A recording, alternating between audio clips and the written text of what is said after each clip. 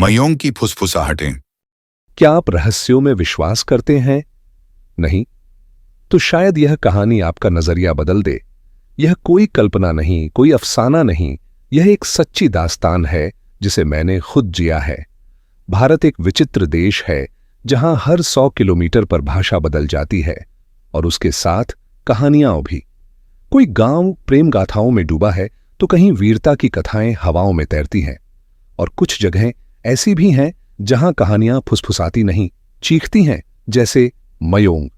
मयोंग गुवाहाटी से लगभग 52 किलोमीटर दूर एक रहस्य से भरा गांव। वहां की मिट्टी में जैसे तंत्र की गंध है और हवाओं में कुछ छिपा हुआ सा। उन दिनों मेरी उम्र 25 वर्ष थी। मैं, माधव मजूमदार, बाहर से देखने पर एक आम पत्रकार, एक शोधकर्ता और अपने पिता की निर्माण कंपनी का वारिस। लेकिन सच कहूं तो मेरी असली पहचान केवल एक व्यक्ति जानता था, मेरे चाचा उमाशंकर मजूमदार। वही मेरे गुरु थे और मैं उनका प्रशिक्षु, एक नौसिखिया जासूस। हम दोनों की डिटेक्टिव एजेंसी थी यूएसएम सर्विसेज।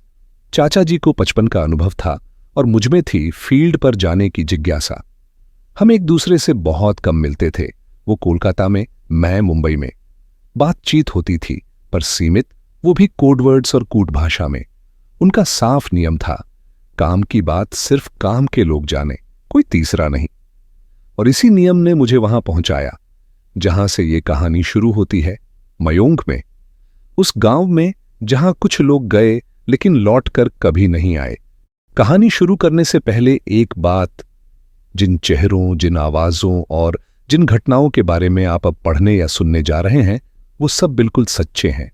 बस उनके नाम मैंने बदल दिए हैं, क्योंकि कभी कभी सच्चाई को बचाने के लिए पहचान छुपाना जरूरी होता है। तो आइए परतों को खोलते हैं, एक रहस्य की जो समय की धुंध में कहीं दबा था। कहानी अब शुरू होती है। अध्याय 1, जो लौट कर नहीं आया। कभी कभी लोग यूं ही नहीं गायब होते, कुछ जगहें उन्हें निगल जाती हैं। सुबह की हल्की हल्की धूप टेंट की परछाई से छनकर माधव के चेहरे पर पड़ी तो उसकी नींद टूटी। बाहर से आती पत्तों की सरसराहट और जल की लहरों की धीमी धीमी आवाज ने उसे अपनी ओर खींचा।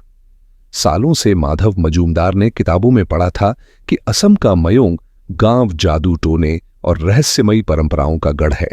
लेकिन जब वो खुद वहां पहुंचा तो उसे महसूस हुआ, किताबें आधी सच्चाई ही बताती हैं। सुबह का समय था, हवा में बांस के पत्तों की सरसराहट और मिट्टी में हल्की सी नमी थी। ब्रह्मपुत्र नदी के किनारे उसका तंबू लगा था। अभी सूरज पूरी तरह निकला भी नहीं था कि उसकी आंख खुल गई। वह धीरे से टेंट का पर्दा हटाकर बाहर निकला। सामने ब्रह्मपुत्र नदी अपनी विशालता में शांत बह रही थी। किनारे पर कुछ मछुआरों की नौकाएं हल्के झोंकों में डोल रही थीं। उनके पास खड़े कुछ स्थानीय लोग किसी लोहे की कलश से राख निकाल रहे थे, शायद किसी पुरखे की अस्थियां या कोई तांत्रिक सामग्री। माधव ठिठक गया। वह दृश्य साधारण होते हुए भी अजीब सा लगा, जैसे ब्रह्मपुत्र न सिर्फ जल थी बल्कि कोई पुरानी आत्मा थी जो हर चीज को अपने भीतर समा लेती थी। और तभी हवा में एक अस्फुट सी फुसफुसाहट गूंज उठी। मोर नाम किन्हीं पाले नाई। तूने अब भी मेरा नाम नहीं पहचाना? सुबह के लगभग 5:50 का वक्त था। माधव पूरी तरह तैयार था, हमेशा की तरह उसके पसंदीदा कपड़े, सफेद टी शर्ट और नीली डेनिम जीन्स में। जोगिंदर दादा, जो घर में एक बंगाली दीदी मां की तरह स्नेही और पारंपरिक थे, हाथ में पूजा की थाली और दही शक्कर की कटोरी लेकर दरवाजे पर खड़े थे। उधर उमाशंकर मजूमदार, जो अभी अभी नींद से जागे थे, सादा सफेद कुर्ता पहने हुए ड्राइंग रूम में चले आए। माधव ने आदर से उमा चाचा को प्रणाम किया, फिर जोगिंदर दादा की ओर मुड़ा। जोगिंदर दादा ने उसके बाएं हाथ की छोटी उंगली को हल्के से दबाया, जैसे कोई पुरानी रस्म निभा रहे हों, और एक चम्मच दही शक्कर उसके मुंह में डाल दी। फिर थोड़ा शिकायत के लहजे में उमाशंकर की ओर देखकर बोले, मुझे भी बच्चे के साथ जाने देते। अनजान जगह पर उसे अकेला कैसे भेज रहे हो? मैं इसका ध्यान रखता, पर मुझे तो कभी कहीं भेजते ही नहीं। बस घर में आपकी सेवा करता रहता हूं। उमाशंकर ने हंसते हुए कहा, जोगिंदर मासी, आप जाकर बालकनी से देख लो। माधव को अकेला छोड़ने का अभ्यास भी जरूरी है। अब क्या? इसके साथ इसकी पत्नी और मासी को भी भेजूं क्या? जोगिंदर दादा नाराज होकर बोले, बेटा डरना मत, अगर कभी डर लगे तो मुझे याद करना, मैं तुरंत पहुंच जाऊंगा। इतना कहकर वो उमा शंकर की तरफ देखकर बड़बड़ाते हुए बालकनी की ओर चल दिए। नीचे माधव तब तक थाने के सामने खड़ी टैक्सी में अपना बैग रख चुका था। उसने एक बार ऊपर बालकनी की ओर देखा, हाथ हिलाया और फिर टैक्सी में बैठ गया। एक नया सफर शुरू होने वाला था। माधव टैक्सी से सियालदह रेलवे स्टेशन की ओर जा रहा था, जो उमा चाचा के घर से सिर्फ 4 किलोमीटर की दूरी पर था। सुबह का समय था और सड़कें खाली थीं, इसीलिए सिर्फ 10 मिनट में ही वह स्टेशन पहुंच गया। उसकी ट्रेन थी एक 3173 कंचनजंगा एक्सप्रेस, जो प्लेटफॉर्म नंबर 5 से सुबह 6:50 पर रवाना होने वाली थी। अभी भी माधव के पास 40 मिनट का समय बचा हुआ था। हालांकि सुबह जोगिंदर चाचा ने घर पर चाय नाश्ता करवा दिया था, फिर भी नवंबर की हल्की सर्दी और स्टेशन पर बन रही चाय की खुशबू और उससे उठती गर्म भाप ने उसे मजबूर कर दिया। वो खुद को रोक न सका। उसने पास की दुकान से मिट्टी के छोटे कुल्हड़ में एक गर्म चाय ली और साथ में एक गर्मागर्म सिंघारा, समोसा जैसा, भी उठा लिया। मगर चाय और एक सिंघारा से उसका मन नहीं भरा। उसने फिर से जाकर एक आलू की चॉप और एक और चाय ली और खाते पीते हुए पूरे प्लेटफॉर्म पर आते जाते लोगों को गौर से देखने लगा। उसे यात्रियों की विविधता में एक अनकही कहानी दिख रही थी। अब उसके डिब्बे एसी फर्स्ट क्लास के दरवाजे खुल चुके थे। माधव ने देखा कि कुछ 4 युवा लड़के, जो शायद कॉलेज के छात्र लग रहे थे, हाथ में गिटार और एक एक बैग लिए डिब्बे में चढ़े। उनके पीछे एक बंगाली परिवार, जिसमें 2 छोटे लड़के, माँ बाप और दादा दादी भी साथ थे, चढ़ते नजर आए। कुछ देर बाद एक कमसिन सी लड़की, थोड़ी गोल मटोल और घुंघराले बालों वाली, 2 सूटकेस लेकर चढ़ी। उसकी चाल और सादगी ने पल भर को माधव का ध्यान खींच लिया। इसी बीच ट्रेन के गार्ड ने सीटी बजाई। माधव ने चाय वाले को 50 रुपए का नोट थमाया और ट्रेन की ओर बढ़ गया। पीछे से चाय वाला आवाज लगा रहा था, दादा खुचरो टाका बचत के पैसे ले जाओ। मगर माधव बिना मुड़े चुपचाप अपने डिब्बे में चढ़ गया। शायद जिंदगी की ट्रेन भी अब सचमुच अपनी रफ्तार पकड़ने वाली थी। माधव का केबिन तीसरा था। जब वह वहां पहुंचा तो देखा कि केबिन का दरवाजा बंद था। बिना किसी झिझक के उसने दरवाजा खोला, बिना दस्तक दिए। जैसे ही दरवाजा खुला, उसकी नजर उस ही गोल मटोल, भोली और सुंदर सी लड़की पर पड़ी, जिसे वह प्लेटफॉर्म पर सूटकेस लिए चढ़ते हुए देख चुका था। लड़की माधव की आरक्षित सीट पर पूरी तरह से फैलकर बैठी थी। इतना ही नहीं, उसने माधव का बिस्तर, बेडरोल भी खोलकर अच्छे से बिछा लिया था। तकिया अपनी कोहनी के नीचे दबा रखा था और कंबल को अपने पैरों के चारों ओर लपेट लिया था, जैसे ये सब उसका अपना हो। माधव ने मन ही मन मुस्कुराते हुए सोचा, अगर इतना ही कर लिया था तो कंबल पूरा खोलकर लपेट भी लेती। मैंने कौन सा गुनाह कर दिया था जो मुझे ही बाहर छोड़ दिया गया? उसे समझ नहीं आ रहा था गुस्सा करे या हंसे। क्योंकि वो एक लड़की थी, माधव ने कुछ नहीं कहा। चुपचाप अपना बैग नीचे रखा और किनारे सरक कर बर्थ के एक कोने में बैठ गया। उसने मन ही मन सोचा, अगर इसकी जगह कोई लड़का होता तो अब तक तो मैं अपनी सीट पर बैठ चुका होता। पर चलो, अब लड़की है तो कुछ कहूं भी कैसे। माधव को याद आया कि उसने तो जानबूझकर खिड़की वाली सीट ली थी ताकि सुबह के समय बाहर के नजारे देख सके और जो दृश्य मन को भा जाए उसे अपने कैमरे में कैद कर सके। मगर अब तो ये सपना अधूरा ही लग रहा था। उसने खुद को दिलासा दिया, शायद रात को जब इसे नींद नहीं आएगी तब मैं खिड़की के बाहर झांक लूंगा। इस सोच के साथ वह चुपचाप बैठा रहा। उसके सामने वाली सीट पर एक बुजुर्ग जोड़ा बैठा था, वही जो उसने पहले देखा था। एक पूरा बंगाली परिवार, जिनमें दादा दादी, माता पिता और 2 बच्चे शामिल थे। थोड़ी देर बाद माधव ने बातचीत की शुरुआत की। उन्हें मुस्कुराकर संबोधित किया और पूछा, आप लोग कहां जा रहे हैं? क्या छुट्टी मनाने जा रहे हैं? बातचीत धीरे धीरे सहज होती जा रही थी और माधव के भीतर छिपा पर्यटक अब धीरे धीरे जागने लगा था। जब ट्रेन बर्धमान स्टेशन पहुंची तब तक टीटीई भी डिब्बे में आ चुका था। अब तक चारों केबिनों में बैठे मुसाफिर एक दूसरे के नाम जान चुके थे, या तो डिब्बे के दरवाजे पर चिपकी आरक्षण सूची से या फिर टीटीई से पूछकर। माधव ने अपने केबिन में बैठे एक अंकल से बातचीत शुरू कर दी थी। वहीं आंटी कभी अपने पोते से बतिया रही थीं तो कभी उस लड़की से जिसका नाम डॉक्टर कविता था। उन दिनों लोग आज की तरह मोबाइल में खोए नहीं रहते थे। मोबाइल तब सिर्फ संपर्क का जरिया हुआ करता था, न कि एक पूरी दुनिया। लोग एक दूसरे से बातचीत करते, पास बैठे व्यक्ति के बारे में जानने की उत्सुकता रखते। यह वो समय था जब सामने बैठा इंसान ज्यादा महत्वपूर्ण होता था, न कि उसकी सोशल मीडिया प्रोफाइल। माधव अब तक केबिन के सभी लोगों से जान पहचान बना चुका था। वह डॉक्टर कविता से थोड़ी अधिक बातचीत कर रहा था। ये केवल इसलिए नहीं कि वह एक आकर्षक युवती थी, बल्कि इसलिए कि दोनों हम उम्र थे। उनकी बातचीत में उम्र की समझदारी झलक रही थी। तकनीक, शिक्षा और युवा सोच जैसे विषयों पर वे गंभीरता से चर्चा कर रहे थे।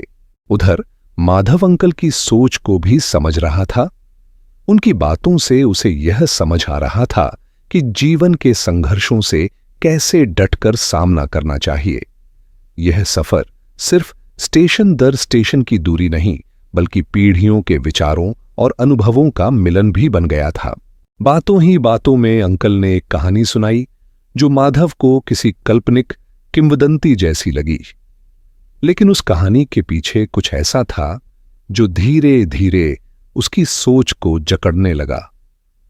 कहानी की शुरुआत होती है अयान दत्ता से, कोलकाता का एक मानव विज्ञान एंथ्रोपोलॉजी शोधकर्ता जो असम के एक रहस्यमयी गांव मायोंग की ओर यात्रा करता है। मायोंग वह जगह है जिसकी पहचान सदियों पुराने तंत्र मंत्र और काले जादू से जुड़ी हुई है। अयान का शोध खासकर उन आदिवासी अनुष्ठानों पर केंद्रित था जो अब लगभग खो चुके हैं, जैसे कि बोरदोई चिला उत्सव, जहां लोगों पर आत्माएं उतरने और उन्हें वश में करने वाले नृत्य किए जाते हैं। मायोंग एक ऐसा गांव है जहां दोपहर में भी कोहरा छाया रहता है। गांव वाले खासकर बुरी दीहिंग के घने जंगलों में जाना टालते हैं और सबसे ज्यादा बचते हैं कामाख्या गुफा के खंडहरों से, जहां रात को रहस्यमयी आवाजें गूंजती हैं। कहते हैं ये वो आवाजें हैं जो केवल मृत आत्माओं के लिए होती हैं। अयान के साथ एक स्थानीय मार्गदर्शिका होती है, पर्वती, जो एक स्कूल शिक्षिका है, पर उसकी आंखों में एक अजीब सी उदासी है। उसका छोटा भाई 10 साल पहले उसी जंगल में गया था और फिर कभी वापस नहीं आया। लेकिन मायोंग में पहली ही रात अयान को जंगल से किसी प्राचीन भाषा में मंत्रोच्चार सुनाई देता है। जबकि उस दिन कोई अनुष्ठान तय नहीं था। वह उस आवाज को रिकॉर्ड कर लेता है, लेकिन जब वह बाद में रिकॉर्डिंग सुनता है तो उसमें साफ साफ एक आवाज उसके नाम को पुकारती है, अयान, मुरनाम किनिपाले नाय। अयान, क्या तुम मेरा नाम भूल गए हो? पर्वती ने एक रोंगटे खड़े कर देने वाली कथा सुनाई, एक आत्मा की जिसका नाम था तेजिमोला। मान्यता थी कि वह एक छोटी बच्ची थी जिसे सदियों पहले एक तांत्रिक अनुष्ठान के दौरान बलि चढ़ा दिया गया था। लोक कथाओं के अनुसार उसका शरीर ब्रह्मपुत्र में घुलकर एक कमल के फूल में बदल गया, लेकिन उसकी आत्मा को मंत्रों के जरिए एक तांबे की कलश में बांध दिया गया और वह कलश जंगलों की गहराइयों में दफन कर दी गई। स्थानीय लोगों का मानना है कि तेजिमोला उन लोगों को अपने वश में कर लेती है जो सच की तलाश में उस जंगल में जाते हैं। अयान, जो विज्ञान में विश्वास करता है और तर्कशील है, इस बात को अफवाह मानता है। लेकिन सब कुछ तब बदल जाता है जब उसे एक लड़की सपनों में दिखने लगती है। कमल जैसे नेत्र, कीचड़ से सने पांव और दिमासा भाषा में एक लोरी गुनगुनाती हुई, एक ऐसी भाषा जिसे अयान जानता तक नहीं। हर बार जब वह उठता है उसके पैरों के तलवे गीले होते हैं। एक रात पर्वती उसे बताती है कि वह हर पूर्णिमा की रात अपने भाई की आत्मा को जंगल से फुसफुसाते हुए देखती है। उसका विश्वास है कि उसका भाई भी उसी प्राचीन तांत्रिक अनुष्ठान का हिस्सा है, शायद अंतिम बलि। वे दोनों उस जंगल में वापस जाते हैं, उन फुसफुसाहटों का पीछा करते हुए। जंगल के गहरे हिस्से में भटकते हुए अयान और पर्वती को एक भूला बिसरा मठ दिखाई देता है, खंडहरों में तब्दील, लेकिन अब भी उसके पत्थरों पर कुछ उकेरा हुआ था। दीवारों पर प्राचीन यंत्र और उन पर उकेरी गई थीं अजीब सी आत्माओं की आकृतियां, मुंजिया। यह वही मुंजिया था जिससे पश्चिमी भारत के गांव डरते थे, पर यहां की चित्रकारी कुछ अलग थी। यहां मुंजिया के साथ थे 7 साये, हर एक भारत के 7 बहनों जैसे उत्तर पूर्वी राज्यों का प्रतीक। परबती ने बताया कि यह कोई सामान्य मुंजिया नहीं था, बल्कि छाया मुंजिया, एक शापित रूप जो उन आदिवासी अनुष्ठानों से जुड़ा है जिन्हें अधूरा छोड़ दिया गया था। वह मानती थी कि जो भी इस आत्मा को जगा देता है उसे उस अधूरे अनुष्ठान को पूरा करना ही होगा, वरना वह आत्मा उसे धीरे धीरे खुद में समा लेती है। शाम होते होते वे लोग गांव लौटते हैं, लेकिन वह गांव अब पहले जैसा नहीं था। हर चीज ठहरी हुई थी, सन्नाटा, निर्जीवता, जैसे पूरा गांव समय के किसी जमे हुए क्षण में कैद हो गया हो। गांव वाले अब उन्हें पहचानते तक नहीं थे। न सूरज उगता था न डूबता, एक ही धुंधली रोशनी में सब कुछ अटका हुआ था। तभी अय्यान को धीरे धीरे एहसास होने लगा, वे एक समय चक्र, टाइम लूप में फंस चुके हैं। एक ऐसा अनुष्ठान जो बार बार दोहराया जा रहा है जब तक बलि पूरी न हो जाए। अंततः एक विशाल साल के पेड़ के नीचे उन्हें वह तांबे की कलश मिलती है। जब अय्यान उसे खोलता है, अंदर एक सड़ा गला पांडुलिपि होती है, खून से लिखा गया एक संधि पत्र, जिसमें संस्कृत, बोडो, दिमासा और एक प्राचीन नागा भाषा के शब्द होते हैं, पर वह संधि अधूरी थी। जैसे ही अय्यान उसे पढ़ना शुरू करता है, हवाएं तेज हो जाती हैं, पेड़ मरोड़ खाने लगते हैं और साए उभरने लगते हैं। कुल 7 साए।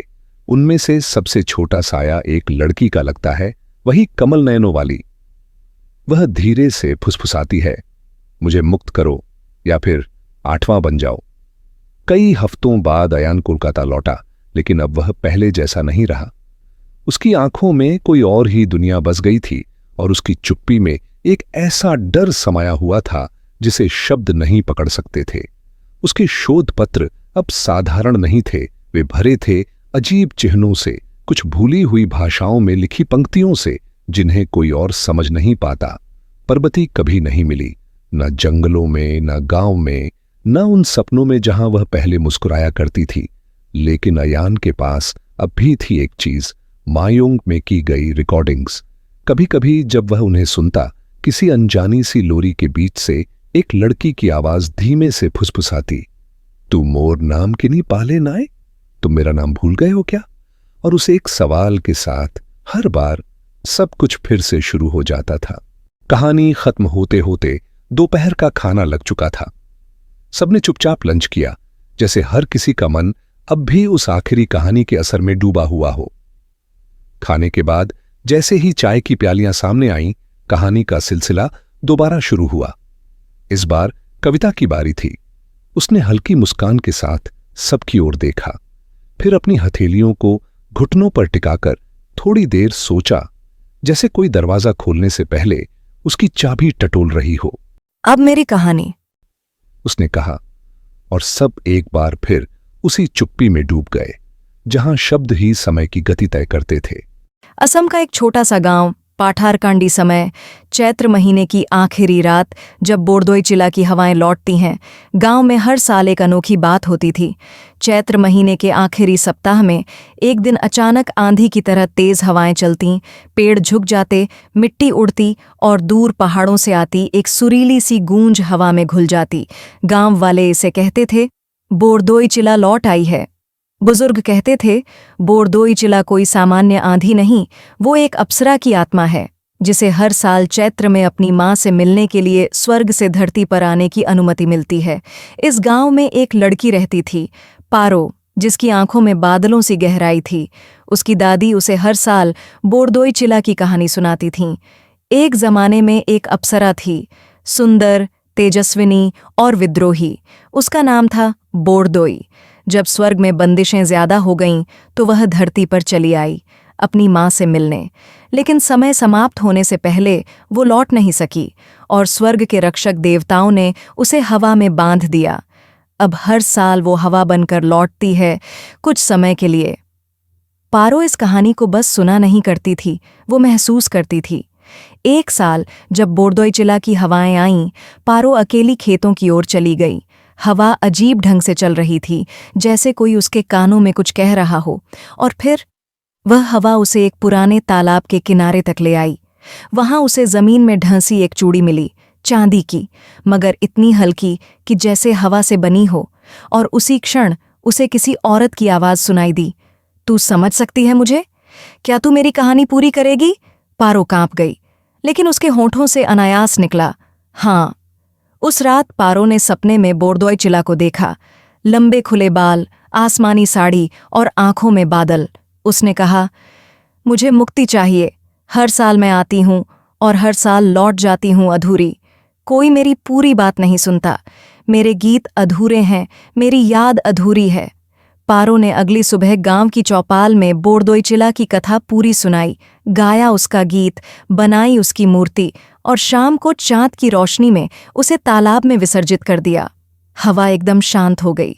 उस रात पहली बार बोरदोई चिला नहीं आई, क्योंकि शायद अब उसे लौटने की जरूरत नहीं थी। पारो की आंखों में आंसू थे, पर हवाओं में एक अजीब सी मिठास थी। एक नई परंपरा जन्म ले चुकी थी, बोरदोई चिला उत्सव। कविता की कहानी समाप्त होते ही अंकल ने मुस्कुराते हुए कहा, ऐसी न जाने कितनी लोक कथाएं और किंवदंतियां मायोंग गांव में सुनी जाती हैं, पर उनकी सच्चाई का अंदाजा तो वहीं जाकर ही लग सकता है।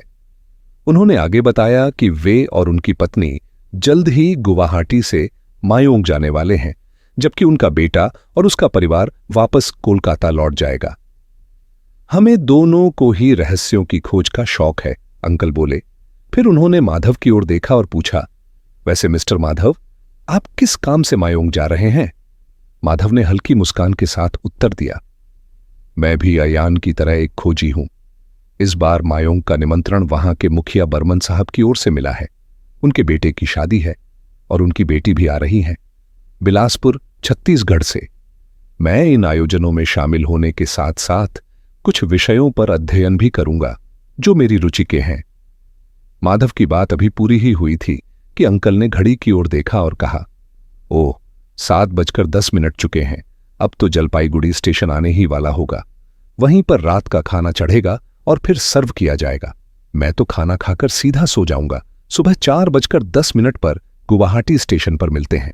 इसके बाद कुछ पल के लिए सभी चुप हो गए, जैसे हर कोई अपनी अपनी यादों और सोच में डूब गया हो।